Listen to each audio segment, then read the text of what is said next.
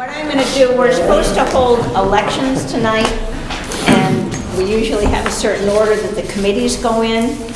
We're going to mix up that order tonight in hopes of getting a majority on the different committees. And policy and budget, we have Sam, Phil, Tim, and Bernie here, so we do have a majority on that committee.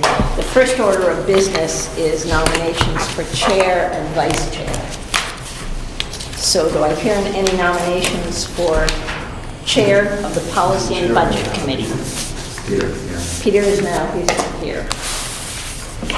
And I don't think we need to elect him when he's not here. You knew what was coming. Sends me. But he didn't say anything to me if we wanted to continue as chair, and He was vice chair, Ross was chair. right, and he took over as de facto chair, though, I think, when Ross. He must have, yeah, right. So would So any, what's your pleasure, Madam Chair? I mean, I can nominate him, I don't know if he would accept. none of you who are here are interested in serving as chair? No? Sam, would you? No, if Peter wants to do it, I'm fine with it. If he wants to do it. Yeah, that was his Okay. role. Then why don't we, well, he can always turn it down. Yeah. We'll go ahead and take that nomination. So, any other names? All those in favor? Peter is chair. So Peter was elected chair. We now need to do a vice chair who's going to obviously roll in this meeting today. How about vice chair? Would you be willing to do vice chair? Would anyone like to nominate Sam? I'll nominate Sam. Thank you. That's generous of you. With hearty recommendations. All those in favor of Sam as vice chair? And that is unanimous, so. I'll abstain on that vote, but thank you. Oh, sorry. Duly noted. So if you would like to run with the meeting. Like right now. Okay. We're number Thank one. you. Okay. Thank you, Sam.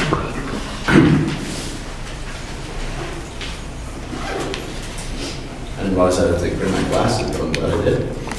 Bottom line, Sam. Okay, being after 5 o'clock, we just did the committee reorganization. Thank you, Kathy. Number 2 is agenda review and disposition.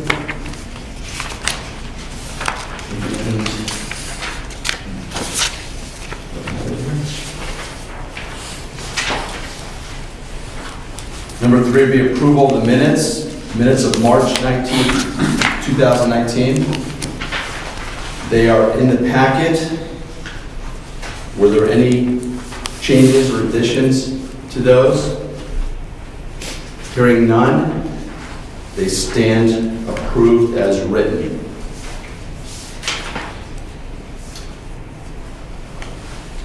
Fiscal year 19 financial update. Yes, Mr. Chairman. Members, that's all up there. Members have copies of the revenue report and the appropriations report. Nothing much has changed since the previous month. We're in very good health. The revenues are tracking very, very well. You don't need me to read the numbers coming down. The area that if I had a concern, it's in Medicaid, but we're at 70%, and that's a good number for this time of year. A lot of Medicaid money comes in later, May, June, and into July, which is credited for this year. So we'll be applying future revenues there, but we have 70,000 of the 100,000 that we had anticipated. The other revenues are tracking fine. You can see cash in the door for tuition is 314,000. We billed 431,000. There's a minor adjustment from last month as a student from a tuition student left from one of the sending districts, and so we credited the bill back for the time that person won't be here. Other than that, it's tracking very well. On the appropriation side, if you go to the last page, you can see available balance at a little more than $1 million. You need to subtract 104,000 from that. That's the loan And that's on both sides. The loan, we will not be expending that money, but we also will not be collecting the revenue. So that's a wash. It's a zero on the revenue side, and we'll take it off of the appropriation side, which leaves $977,000 in available balance. Majority of that is in the area of special education, and later in your June meeting, we will be looking at those numbers, but we're on target certainly to have the unreserved fund balance of $100,000. Right now, it looks like the revenues will come in about where we expected, and the unreserved fund balance will come from leftover appropriations. But we're in, for this moment in time, at the three-quarter pole, we're in very, very good shape. And if you go through these reports at home and you have any questions, just feel free to give us a call, or you want to come into the office and see either myself or Jen or Dan. Happy to go over the report with you. And that's my report, Mr. Chairman. Thank you. Were there any questions for the superintendent? Okay, next item on the agenda then is dress code modifications. I'm going to turn this over to the building administration, Mr. Parsons and Mr. Price, for a potential language change in dress code. Bob? Certainly. So if you look in your packet and you basically see the addition of a phrase, it does not substantively change anything around the policy. All that it does is clarify for students. If you're, I know that you're aware that we've had some questions recently in the school about symbols, flags, expression, freedom of speech. So what this language does, and let me read it to you, it says, while the school administration understands that clothing, dress, and symbols are also forms of speech and expression, the school maintains the right to limit speech and other forms of expression when it is necessary to avoid substantial interference with school discipline or the rights of others.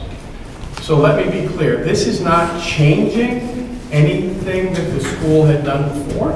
All that this is doing is putting and articulating really for the students' benefit so they can see what the policy is. And this is taken directly, the language is taken directly from Tinker v. Des Moines, United States Supreme Court decision in 1972, which is the landmark case around freedom of speech in schools.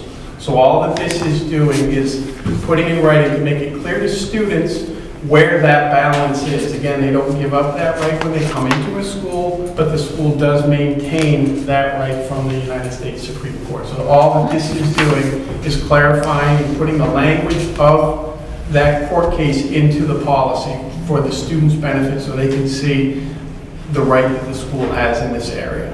It's not changing anything from the school's perspective, it's just adding this language for clarity. Mr. Chairman, can I have Mr. Price go down the list so folks watching at home can hear the issues that we're talking about? This is not about a political t-shirt that's a pro message. So, Make America Great Again t-shirt, welcome to wear it. A Bernie shirt, you're welcome to wear it. This is about other forms of expression. So could you walk down that list, Mr. Price, if you're kind enough, so folks watching on television can have a sense of what we're talking about? Correct, and these things that are listed are currently part of our policy. Number one, examples of inappropriate dress include but are not limited to the following. Clothing, jewelry, accessories, or tattoos that make reference to alcohol or drug use, sexual activity, gangs or secret societies, violence, or vulgarity. 2, tears, shreds, or holes in clothing that are more than 4 inches above the top of the knee. Large chains or spikes. Sleepwear, parentheses, lingerie or pajamas worn as outer garments. 5, non-prescription sunglasses. 6, shorts or skirts that are more than 4 inches above the top of the knee. 7, bodycon skirts are not allowed. 8, garments that allow bare midriffs or undergarments to show. The front of the shirt or blouse should not be lower than 2 inches from the student's collarbone or nape of the neck.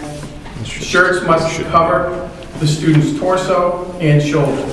Halter tops, sleeveless shirts, garments with spaghetti straps, and tank tops are not allowed. 9, garments that are sheer enough to see through. 10, clothing with writing in inappropriate places. And 11, any headgear, including hats, hoods, bandanas, etc., will not be worn in any academic classrooms or the library. Those are the items that are listed in the dress code. Addressing the dress code, and again, the statement that was added to it is really dealing with expression, and the key terms that are in there is when it is necessary to avoid substantial interference with school discipline or the rights of others. So again, when you're dealing with the rights of others, that's where the political speech is really not that big of an issue. And so if somebody wears a Make America Great Again shirt, that is not going to be outlawed. Same as if they wear a Bernie shirt. Yes, ma'am. Number 7, what's the bodycon skirt? It is a form-fitting skirt that goes, its body contours, I believe, it's contours of the human body. I have a question, Mr. Price. So it says here too, and I know this isn't a change, because I've been asked this question recently in terms of just the procedure involved. So it says here that the final determination of appropriate dress will rest with the principal or his designee. So could you explain the process? So if a teacher says to somebody, this is an appropriate dress, what the policies after that? Are they sent down to your office, or? Normally, they're sent to the main office, and Mr. Cleary and Mr. Austin are the one that normally deal with that. I Yeah. do, on occasion, have to step in if they're not around, or if they're not available to do that. And then it would be up to our Tanya, too. determination, or Tanya Orlando handles a lot on that female filling. So it will be made by one of the administrators then on the recommendation of one of the other people in the building, not just made by one teacher or No. one person in the building? No, no, so it would be an administrative decision to be made Okay. at that point in time. Okay. it's So, usually me. With right. And who else is available on that day? Okay. Thank you. Any other questions for Mr. Price or the superintendent on this issue? Do we need to vote on this? Yes, please. So right now, we're going to be taking a vote from the committee members to send it up to the full meeting later this evening. Is that correct? Yes. Right? Is that a yes? I'm going to make a motion to adopt this for purposes of sending it to the Okay. full board. Is there a second? Sure. Second? So there's 4 of us here. All those in favor of sending it to the full board? It's unanimous, so it'll be on the agenda for later this evening.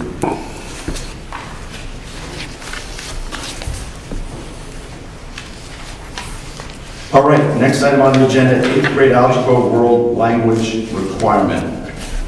Well, I'm sorry, I'm sorry. 8th grade algebra/world language credit? Yes, so for those of you that have been with the board for quite a while, you may remember, I forget how many years ago, but Algebra 1 and Spanish 1 and foreign language credit were allowed to happen or we were allowed to issue credit for students in 8th grade who took either Algebra 1 or world language at the sending schools. And it was probably, I want to say more than 15 years ago, that policy changed. And it was only high school credit that was issued at this high school.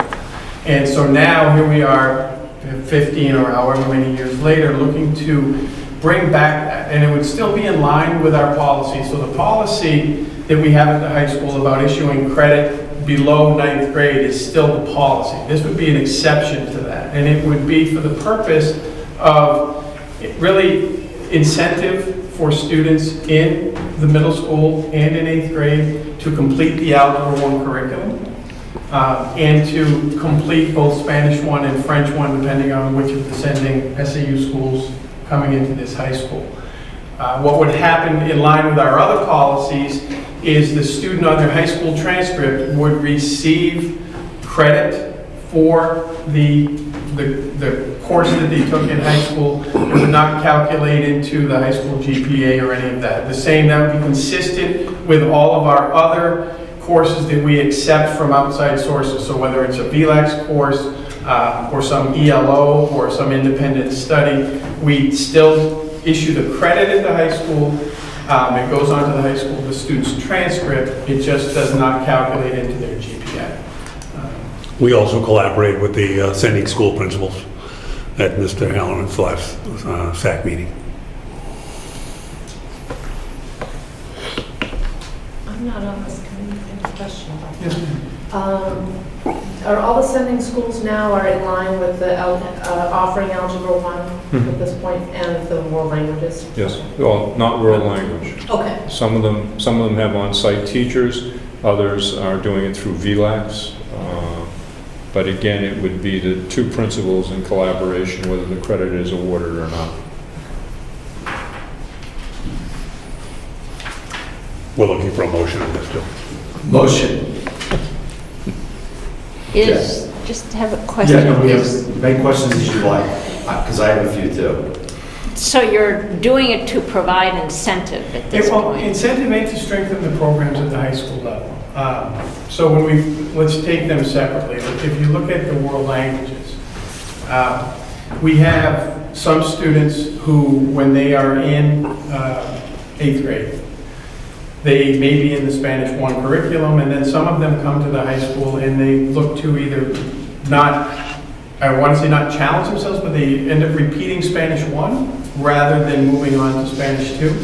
And when you have that, then students at the other end of it, looking at the end when they complete world language in high school, the highest that they can get to is a level 4, whether that be French or Spanish.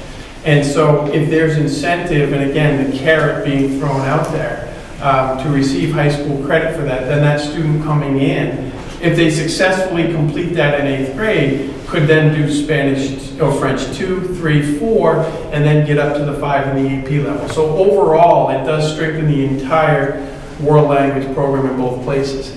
With looking at the math, one of the things when we looked at it with the Superintendent's Advisory Committee, as well as the principals of the K-8 schools, one of the things that we noticed is that there were many of the students coming out of 8th grade looking to take Algebra 1 accelerated, which is still at the end of the day an Algebra 1 class. And we'd seen a trend over the past 4 or 5 years where the number of students going into Algebra 2 coming out of 8th grade was getting smaller and smaller and smaller.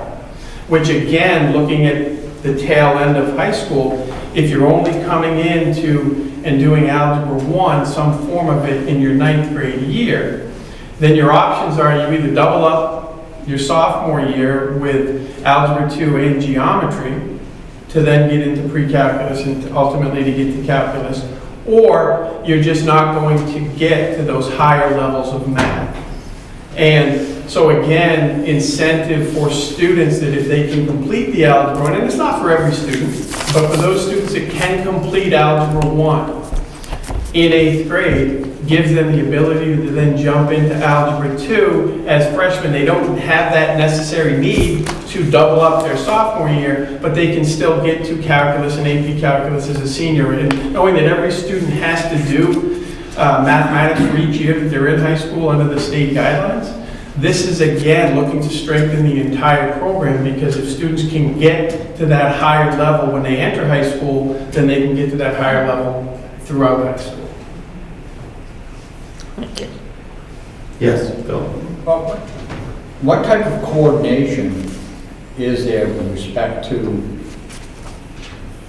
amount of material covered, the scope of the material, and looking at kids coming in from the surrounding towns?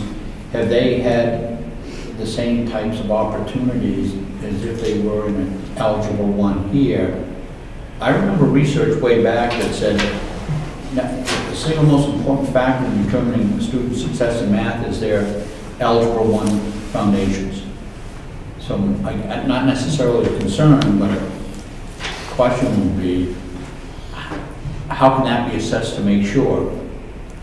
that they're having similar experiences in the schools. Well, I know one of the starting places are even starting tomorrow. We have the superintendent's office, the high school math teachers, not all of them, but some of the high school freshman math teachers and sophomore math teachers, meeting with the sending school math teachers to get on the same page and to figure out exactly how are we going to look at math system-wide and have that alignment, a vertical alignment, going from middle school right on up through high school, to make sure that we're talking the same language, whether you're in one of the smaller sending schools or one of the larger sending schools. And so that's the starting place for that conversation, and what comes from there. Phil, those conversations have gone on probably for the last few years, quite frankly, trying to align the vertical alignment between middle school and the high school. So I think that there's great confidence. I think your freshman math teachers have great confidence in the middle school, particularly the 8th grade math teachers. All of those folks are 7 through 12 certified. So they're high school math teachers down there. There are no more elementary certified folks doing math at that level. They're all certified, 7 through 12. A lot of the principals too will check with us on grading too, Phil. They'll follow the kids through. As they monitor the kids that went to Algebra 2. Or, yep. They do a really good job. They do a good job with scope and sequence. Yep. So. Yes. Yeah, the Algebra 2 classes for the freshmen, will you still be encouraging those freshmen to do Algebra 2 honors if they all took Algebra 1? I know there was sometimes that were juniors in Algebra 2 and freshmen. I do. Okay. Personally, I do. It's one of the things that I do. It doesn't mean that that happens across the board, but it is one of the things that we look for, because when you look at the middle school, and again, we defer to the recommendations of the middle school teachers, because they know the students a whole lot better than we do. Philosophically, when I look at those students that were elevated to take Algebra 1 in 8th grade, that you have your normal regular 8th grade math, and then you have those students that are accelerated to do that. My philosophy, again, and it's just mine, but it's how, we working with Mr. Ferentz, 9th grade guidance counselor, speaking about students taking that challenge and stepping to the plate when they come to high school. So for me, that student that was accelerated, if they can handle it, I would prefer that they try to do that at the honors level. Again, they don't have to. One of the things that, we've had the conversations with the math department about, should we have, and when you're just looking at the regular Algebra 2, should we have isolated just freshman Algebra 2 classes? Because normally Algebra 2 was taught in the junior year. We've already made the switch for next year that now it's going to be in the sophomore year. Whether there would be sophomore only Algebra 2 classes or freshman only Algebra 2 classes. And the math department was very sincere that they like that mix of students in there, that the students can learn from the other students as well. And those students that can really lead the way is a benefit to all of the students. So I would still recommend that kid who is doing exceptionally well in Algebra 1 in 8th grade, that they would step to the plate and do Algebra 2 honors, but they don't have to. Any other questions for Mr. Price? I assume if anyone has anything else, I could ask it if it gets elevated to the full board meeting. That's the question there. I have a question. How do you want the motion to read? Well, we're asking the high school board to accept for credit students who take Algebra 1 or Foreign Language Level 1, World Language Level 1, at the 8th grade level for credit only, not a grade. Credit only, okay. Yeah, So the grade stays with the middle school, but the credit transfers on up. Okay. Would anyone like to make that motion? So moved. Phil, there's second. Second. Is that what we're currently doing right now, right? No. No. No. This is new. No. So this is, it's been motion seconded to move The motion to accept credit students who have taken 8th grade Algebra 1 or 8th grade Language 1 to have account for credit in the high school, not the grade, just the credit. All those in favor? It is moved up for consideration later tonight. And you'll be around to explain it, Mr. Price. Yes, I will. Okay. Future meetings are scheduled for May 21st and June 18th. Is there any other business to come before the Policy and Budget Committee? Hearing none, I'll entertain a motion to adjourn the committee meeting. Please. Bill? Second? Bernie? All's in favor? It's unanimous. We are adjourned. So we will go into the Facilities Committee meeting, and present from that committee, we have Bonnie, Lisa, Christy, Maureen Ebner, and Bernie, who is an alternate, who will step up to the committee. So, do I hear nominations for chair of that Facilities Committee? Or is anyone? I'd like to nominate Lisa for chair of that committee. She does such a great job. You willing? Yes. All those in favor of Lisa, who are on the committee? Thank you, Lisa. Sounds good. Okay. Any changes to the agenda? Oh, you have to get a vice chair, sorry. Oh, that's right. So I'll let you do that. Just look for Um, nominations for vice chair. Christy. Want to do it with me? What else is to do? Just fill in when I'm not here. Oh, gosh, okay. So, Sure. from the We'll agenda. help each other. Yeah. Fits all. Yeah, it's easy. It's good. But you have to vote on it. Okay, so, who I wants to? nominate Christie You, for vice okay. chair. Who else can- Who on the committee? Okay, all right, so Bonnie seconded it. So all in favor? It's the group. Yeah, I get it. Okay, all right, great. Okay, so nothing, no changes to the agenda. Okay, so committee reorganization. Just do that. Oh, yeah, Just we did just that. did that, that's right. Yeah. Agenda review and disposition, we just did that. Minutes, we just did the facility. Spring work, chestnut tree. Madam Chair, if I may, Ina Ahern here is here, and we had a unique proposal that I'd like Ina to give to the board. Ina? So I'm here seeking permission to plant a tree.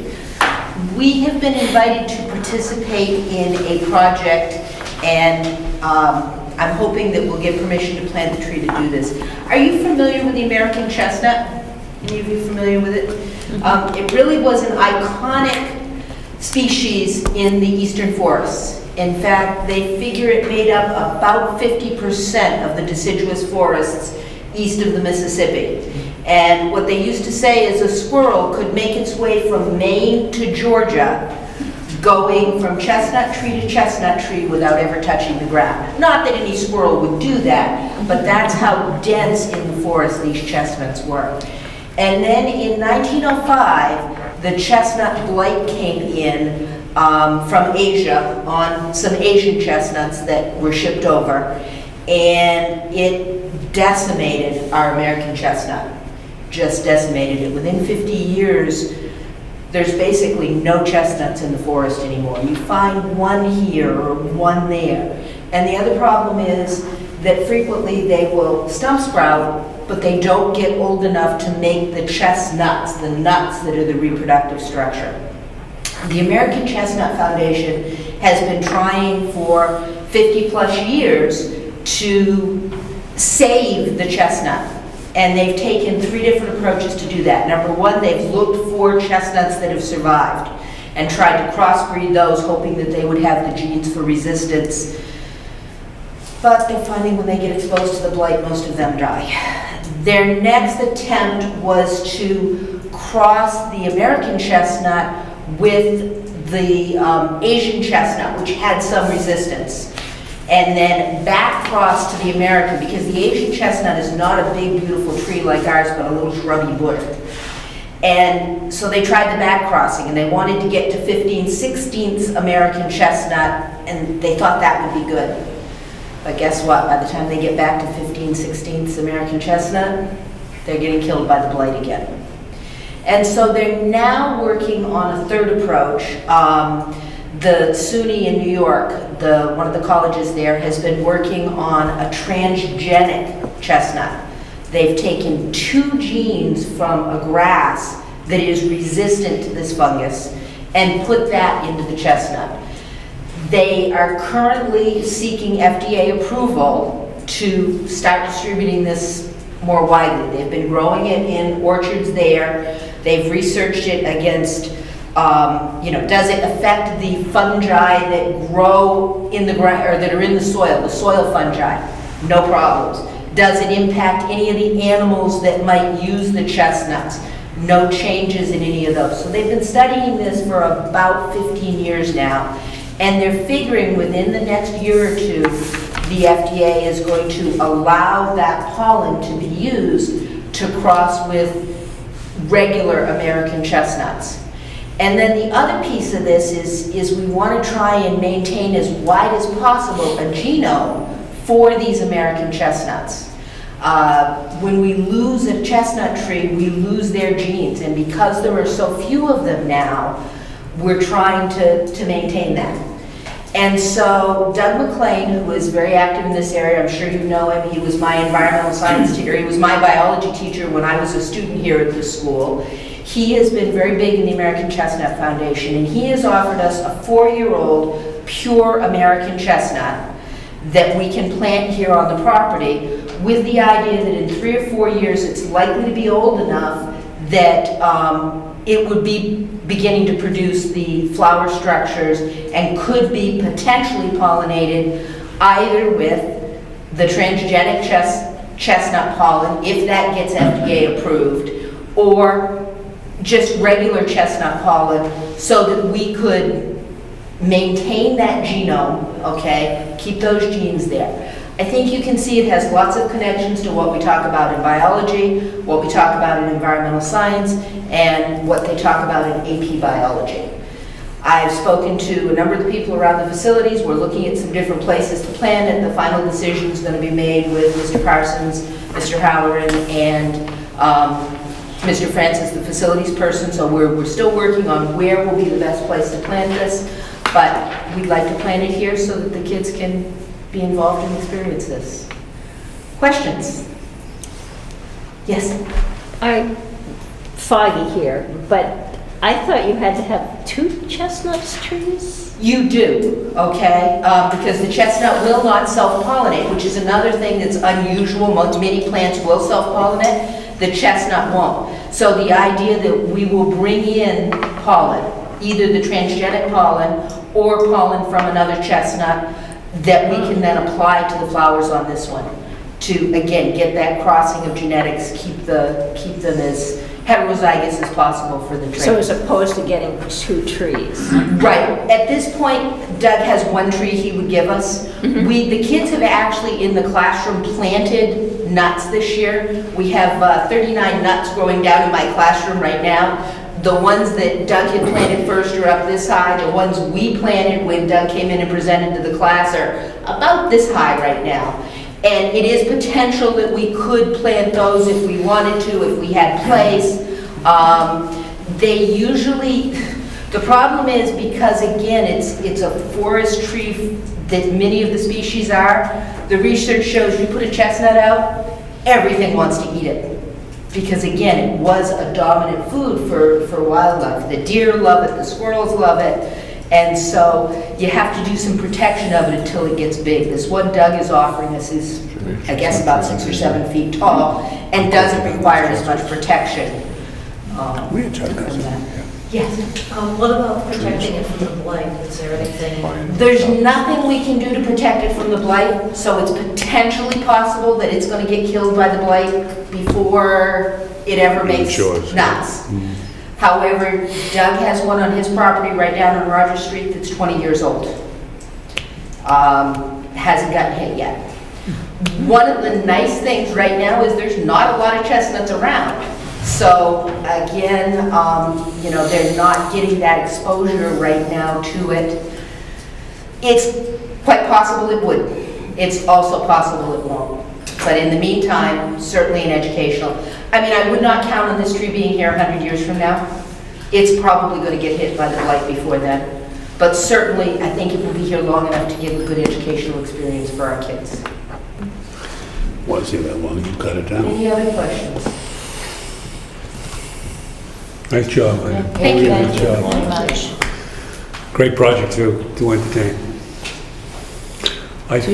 We'd be looking for a motion to Okay. give us the approval to go ahead. Maureen, and seconded by again, Bernie. Yeah. Okay, to bring it up to the full board this evening. We would meet with John and Ina and Mark and look at the correct location. Okay, Thank you, Ms. Hagan. thank you. Madam Chair, under spring work, just want to alert the board, we're going to continue as soon as we're ready, quite frankly, and I'm hoping during vacation, to finish the paving on the back side of the building, get that project finished. Also, to the joy, I'm sure, of many students, we're going to, if the freeze is out of the ground, we'd like to grade the upper levels of the parking lot to get the ruts out of the parking lot. Some parents will be happy with that, I'm sure. But it's been a tough and a long winter here in terms of the ground, so we have some work ahead of us. Our tennis team is on the tennis courts. Outside of that, we are traveling a lot. Our facilities just aren't ready yet. Days like this are a big help for the soccer and lacrosse field. As you look out there, it's drying out, then you get a little color in it. Within a week to 10 days, hopefully, we're at least using that field. Softball down at the college should be well ahead of baseball. Baseball will be the last sport that we play here on the campus, just the nature of drying out that field. So we'll be doing a lot of work while the students are away on vacation. Okay. Thank you.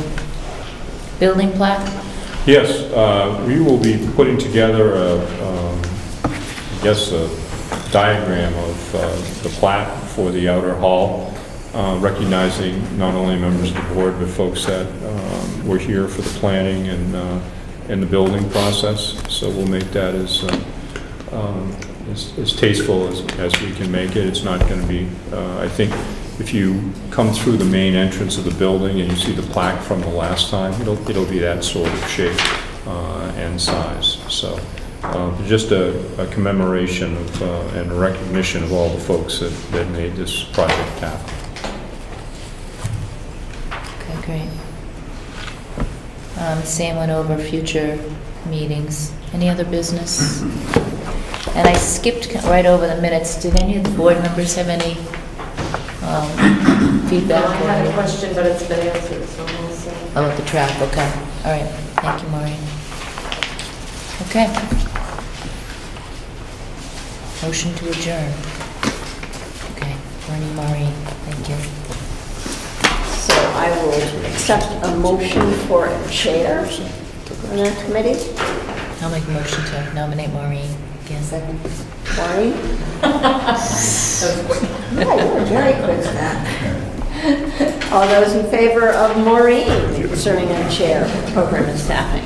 At the end of the meeting. All right. At the end of Thank you, Maureen. the full board meeting. And do I hear nominations for vice chair? Who was the vice chair? I'm gonna wrap it under one. Was Walter? Might have been Walter. I think it was Walter. It was. It was. He's not here. Do we want to? Well, as we did with Peter, you can always decline and we Okay. can do a vote next, if no one else is All right. interested in serving. And would someone like to nominate Walter I'll nominate as Walter. vice chair in a second? I'll second. Okay. All right.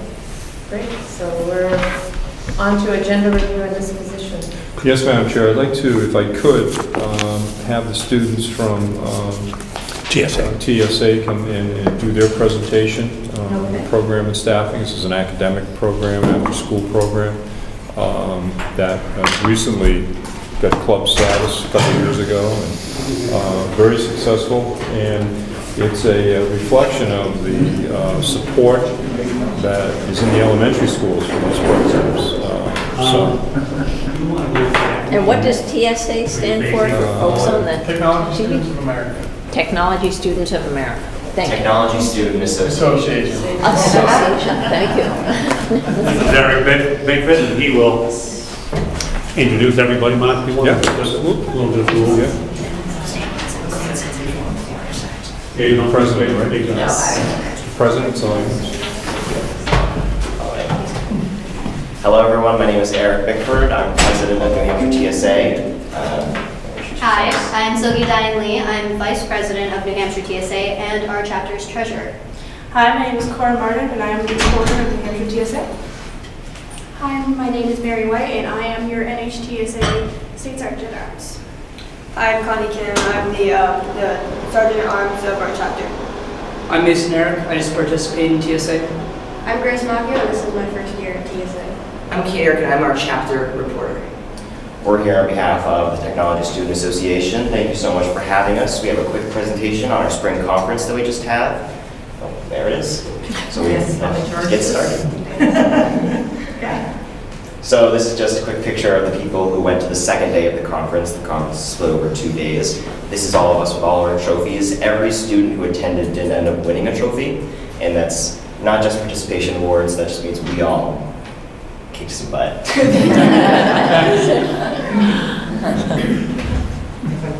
I'm sorry, it's on automatic. Oh no.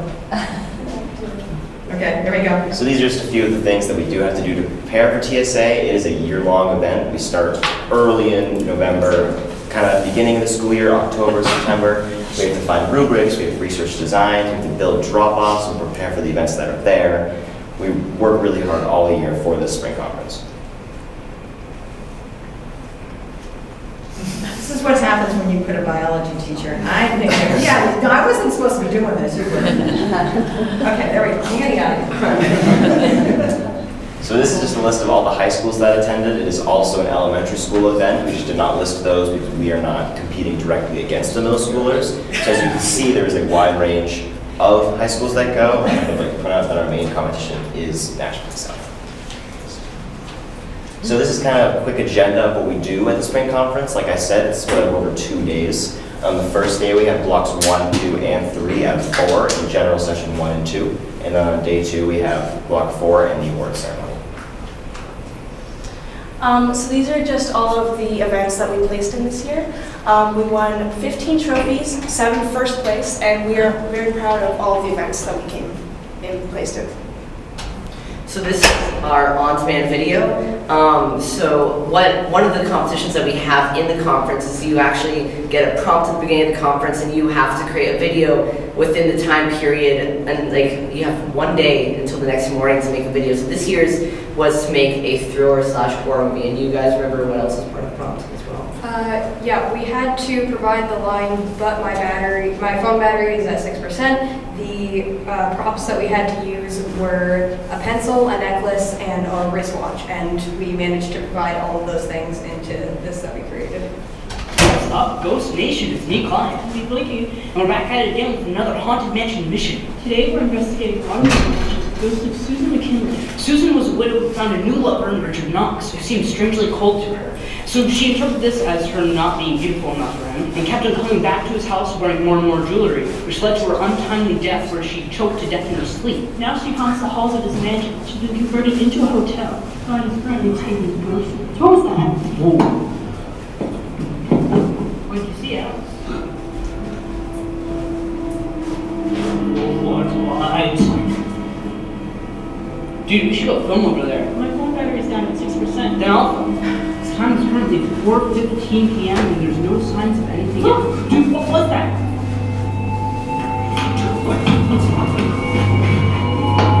Hello?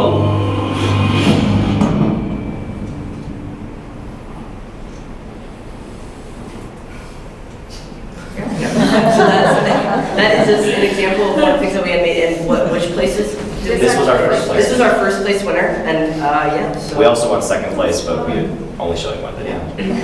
All right, so the next is digital video production.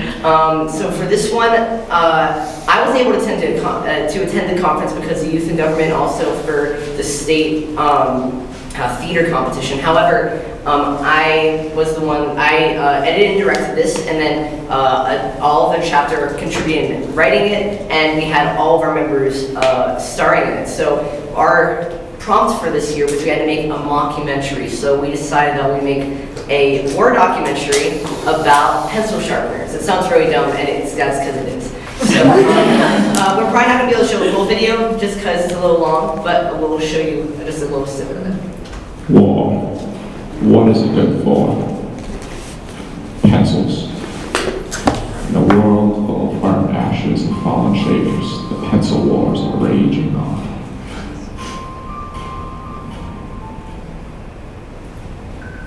February 2nd, That was 1947. The graphiters and the Reich Riders have been battling over the Escher and Exacti sharpeners for almost a year. The graphiters have been planning for an attack on Fort Dixon to take down the Reich Riders for good. Pencil wars were a rough time for us education, stemming from a dispute over who had the better pencil sharpener. The graphiters were on the side of the Exacti sharpeners, the Reich Riders were on the side of the Escher sharpeners. The disputes resulted in what we know today as the sharpest war in history.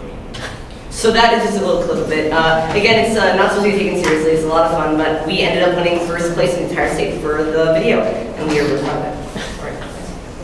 Oh yes, I did want to mention actually, yeah. So this whole video, and including, well actually the whole video was made using the new equipment from the CTE department. Everything was filmed on the new cameras, and this was all edited in Premiere Pro on the new MacBooks that we had. And we also had some equipment from Mr. Ross, which was a really big help for us. So this is a continuation of the competitions that we placed in. This is structural engineering, which our very own Jasmine Sanders and Ben Parsons placed first in for the 4th year in a row. This is technology problem solving. Ariana Martinson and Cody Benna placed second, and on the other side is SSO and technology. Pass it off to Connie. So we had 2 hours to write an essay on AI and automation. I won first place, and Ben Parsons won second. So this is system control technology. We had 2 hours to build a robot based off of a prompt we had, and we won second.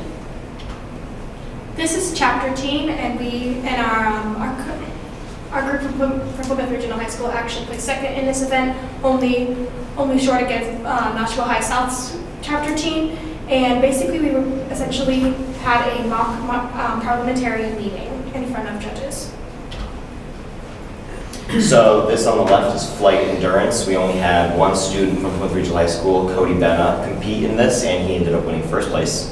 And on the right, we have dragster design, and that's around 30 participants, and I ended up placing first in that. And my dragster is over there on the card, if you want to just hold it up briefly.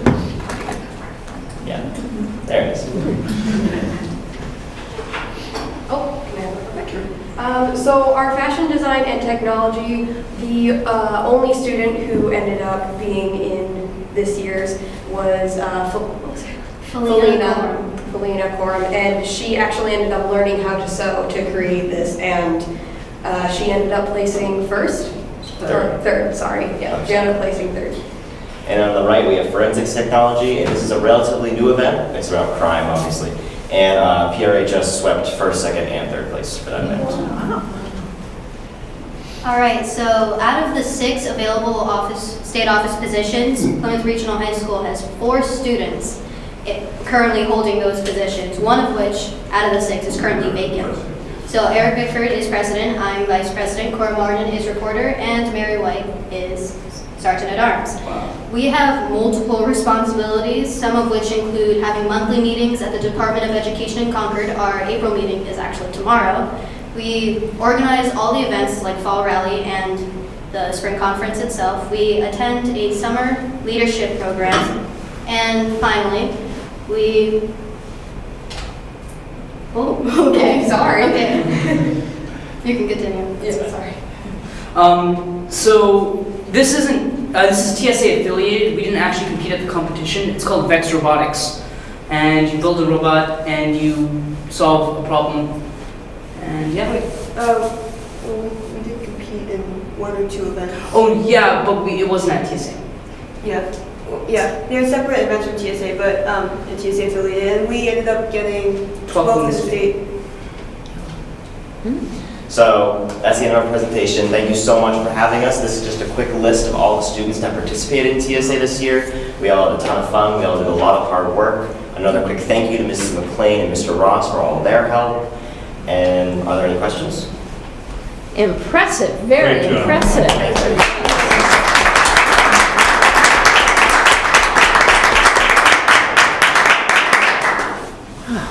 Thank you. Thank you so much for having us. Thank you.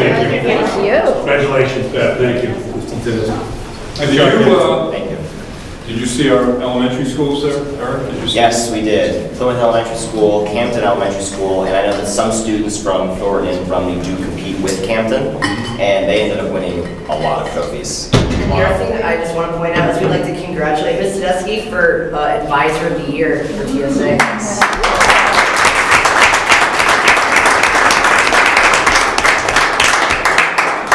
Keep in mind, they do all the computer stuff. Get me out of this. I want my okay. Well, thank you all very much. Thank you so much. Thank you. This is the official dress code is a combination of what Diane's wearing. Actually, Diane's wearing it. Are you wearing the TSA shirt? Yes, I am. And the gentlemen wear a TSA tie, so they kind of like pick that blue shirt with this tie. Yes, it is a very strict dress code. They like to set it up as much like a business aspect world as much as possible because it is all related to STEM careers and planning for your futures. And what are all the pins? These, you receive a pin when you place. The blue ones are when you place at nationals. I went when I was in middle school, and the red ones are from the state competition. Yeah. Thank you so much for having us. My sewing machine will never be the same. I tried those. No, they just have no directions on how to thread them. Thank you. Thanks, kids. You all set to good go.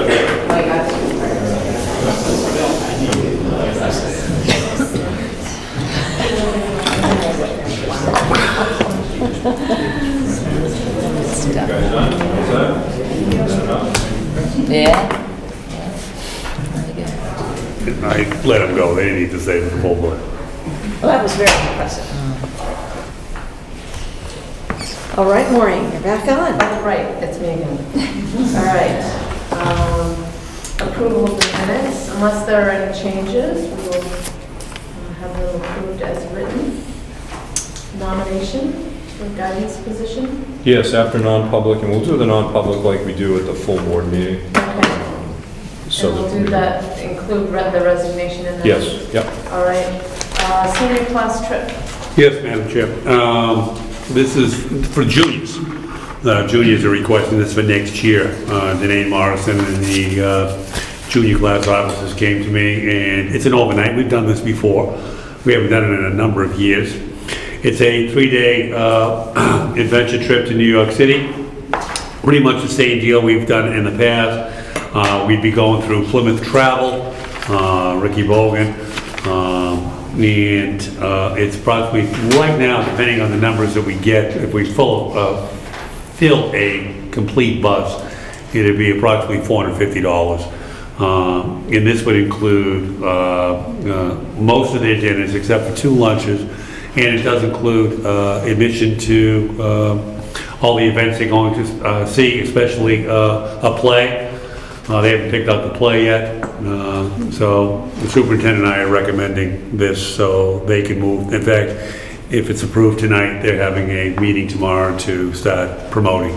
And again, we've done this before, and I'll make sure we provide enough chaperones and include an administrator too when they go.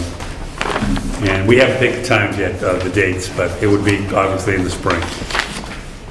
So philosophically, I have the only issue that I would have with that is the cost that a number of kids wouldn't be able to paid for. How does the class intend to make this a class trip if a good portion of kids? They always start out with great intentions, Maureen. They have a number of fundraisers that they do. It depends on how energetic they are with dances and promoting. They've got to do their work. This year's senior class was very productive in regards with putting money in the bank. They did that taste of Plymouth, which was very successful. They did coordinate with the other classes, but the seniors pretty much did that.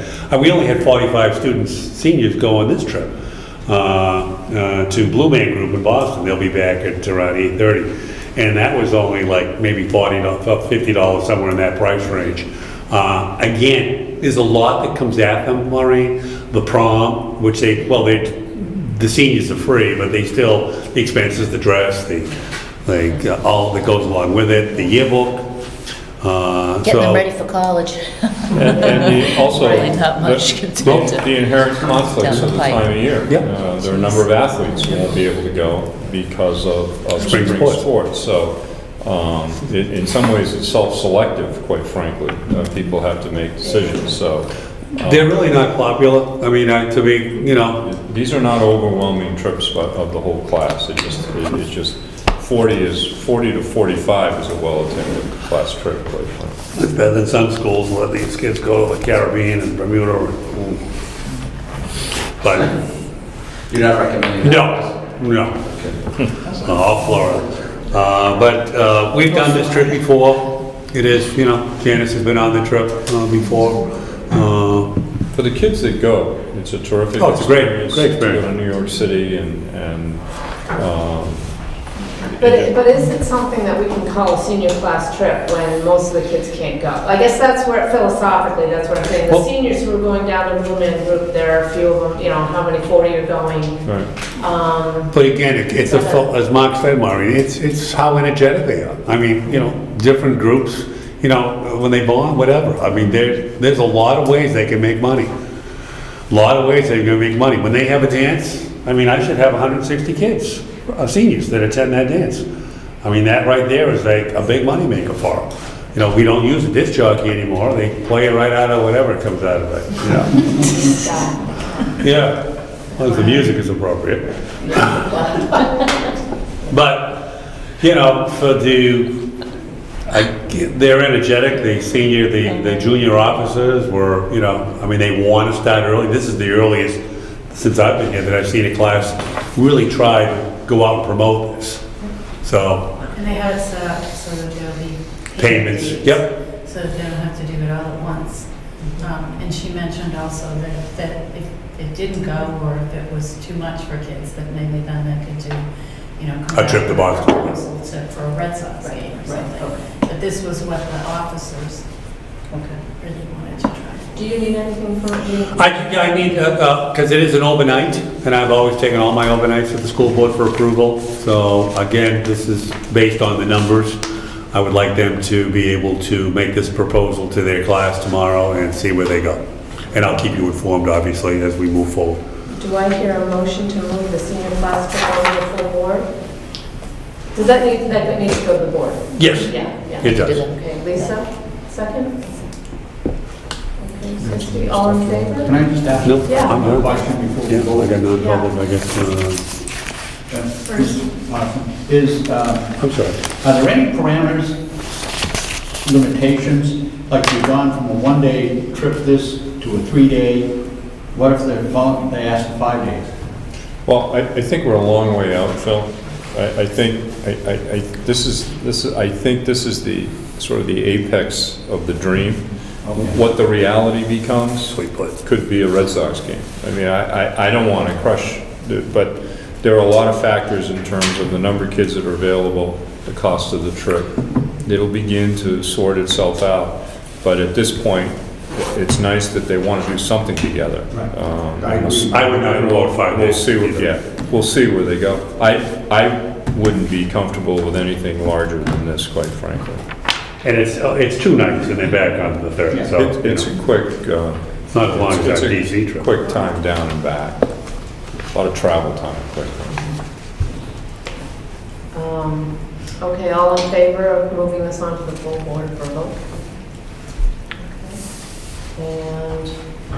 Okay, so I guess that sends us to non-public session, but we'll do that with the... We'll do that as a regular board. Our Save some next time. meeting is May 21st, and do I hear a motion to adjourn? I'll make that motion to adjourn. Second? Okay, thank you. We're I'd adjourned. like to call the full board to order. Agenda review and disposition. I'm all set, Madam Chair. Approval of the minutes. They were handed out or available to us unless there are any corrections or amendments. They stand approved as written. Mr. Halloran. Yes, Madam Chair, thank you. I just want to bring to your attention the House passed budget in the legislature. There has been a significant increase in local educational aid. Now, this is the House budget. It still has to go through a Senate process. The governor has already said he'll veto the House budget.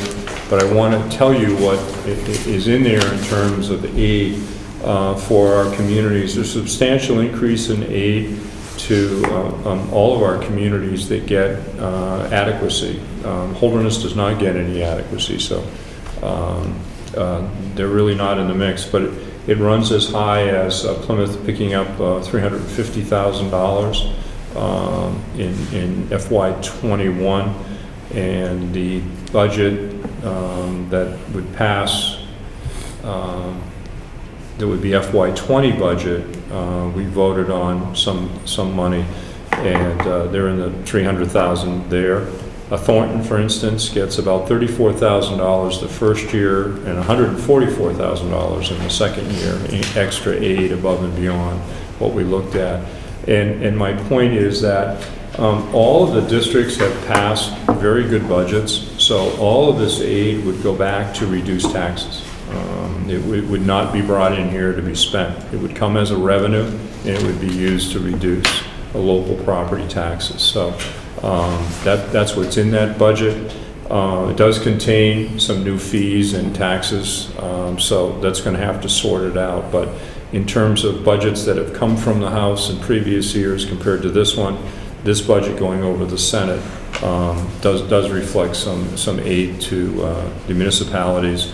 Also, on the selectmen's side of the House, there is increased what was called revenue sharing program that had dried up over the years, and all communities, including Holderness, would get increase in that area. So, in terms of legislation for schools, some tweaking, more so than any revolutionary change in how we do business. So we'll keep an eye on some of those things. But we're halfway through the process. Bills from the Senate have gone to the House, and bills from the House have gone to the Senate.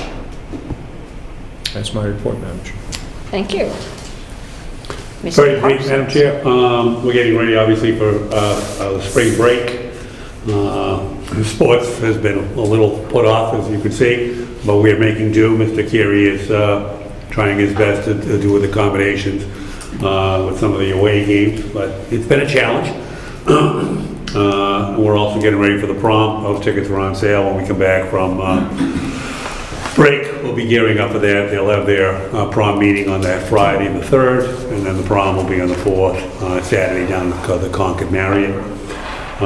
Kids have picked a very creative menu, which should be exciting, and their theme, kind of Star Wars, is that? It's actually Starry Night. Starry Night. I'll have plenty of stars in my eyes that night. Starry Night. I'll be on my A game. And the other piece I want, the health fair is Friday. Denise McGlone does a wonderful job putting that together. We have the health fair in the gymnasium from 10:45 to 1:45. And that's my report, Madam Chair. Thank you. Committee progress reports. Okay. So we talked about spring work and the work to the grounds, and how that'll be starting and continuing. And then we want to approve the planting of a chestnut tree Yes, on the grounds for educational Correct. classes. placement to be determined later. Okay, for our science classes. Yes, So environmental coming science, from the biology. committee is a recommendation to accept the gift of a chestnut tree. From Doug to be McLean. planted on, from Doug McLean, to be planted somewhere on the property. All those in favor? Opposed and abstaining? So that passed, thank you. Great, and then just an update on a building plaque that will be somewhat of a appreciation. Thank you for the work that was done on this side of the It building. memorializes the folks that were involved in the renovation from start to finish. So the board members and some of the folks that worked on the project. To be placed out in front of the school. It'll be in the Oh, hallway. in front of this, okay. Right Side there, of the yeah. building, okay, great. And that was it. Thank you. Policy and budget. Yes, policy and budget began the meeting shortly after 5 o'clock. I think the first thing we did was a committee reorganization, and Peter Pettingill was unanimously elected as chair, even though he wasn't here. And I was elected as vice chair. Of course, he has the opportunity to decline if he wishes, but he was vice chair last year. So then we approved the minutes by general consent. Mr. Halloran gave a fiscal year 19 financial update. I won't go through the entire thing, but the short answer was that we were in good shape and on target, both in appropriations and in revenues. And in fact, in terms of appropriations, on target for an unreserved fund balance of $100,000, give or take. Is that correct? Yes, sir. And revenue, all is well. If there's one item that the administration is keeping an eye on, it's the Medicaid. It's the Medicaid. Other than that, Yeah, and I'm confident the Medicaid will hit the target. We're only $30,000 away. Right. And it's a later item revenue, so. yeah, and it's out of our control for the most part, right? As long as we get the paperwork in, it's out of our control. Right. Yeah. Right? Yes? Okay. The next item on the agenda was Mr. Price discussed dress code modifications, and the committee moved the motion to the full board, and so that's up for approval tonight. And essentially, if I can summarize that, dress code modifications, everything stays the same, not changing anything. The administration would like to insert a sentence in line with the Tinker decision, one of the leading decisions on First Amendment free speech in public schools, K through 12. And the provision says, while the school administration understands that clothing, dress, and symbols are also forms of speech and expression, the school maintains the right to limit speech and other forms of expression when it is necessary to avoid substantial interference with school discipline or the rights of others. And so that would be for approval tonight. And also, as I understand it, again, it doesn't change anything. And the administration wanted to make clear that the goal of this is not to try and enforce or to discipline political messages. If you want to wear your favorite president or presidential candidate's t-shirts, that's fine. Correct? Correct. Okay. All those in favor of that recommendation to insert the language? And that looks like it's unanimous. Thank you. The next item on the agenda was also raised by Mr. Price in the form of a motion, and that was regarding 8th grade algebra or world language. And the motion is, and Mr. Price explained it adequately, and if anyone has any questions, he can explain it again. Essentially, to accept academic credit for students who take Algebra 1 or a foreign language 1 at the 8th grade level.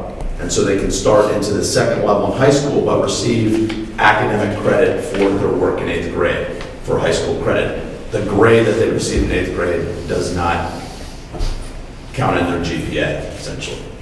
Right. Right? So that's a motion brought to the full board from committee. All those in favor? Aye. Another unanimous. And we discussed our future meetings for May 21st and June 18th, and we adjourned the meeting at 5:30. Thank you. Thank you. Program and staffing. Yes, we met earlier tonight as well, and we had an amazing presentation from the TSA students who came back from the state, it was the state TSA meet, right? Yes. With many, many trophies, first, second, and third place wins on a number of different categories. It was very impressive. And we were also, Mr. Parsons asked if we might approve the next year's senior, the Rising Seniors class trip for a year from now to New York City, an overnight, 2-night, 3-day trip. Approve allowing them to proceed with fundraising and whatever they need to do. Do I hear a motion to? So all just those in favor of that class trip? Opposed? And abstaining? All right. And the rest we will do in a non-public session for personnel. Thank you. SCC. They're is there a meeting? ongoing. They're doing their legwork on getting material for starting school at a later time. Okay. Both Bruce and I met with one of the subcommittees with the change of time, so they are out interviewing all kinds of folks and doing their legwork in terms of the impact that it may have on others. All right. Discussion items? Any other business? I'm all set. No other business. Board member concerns? Do I hear a motion to go into non-public for personnel? Sam, seconded by Maureen. Yes?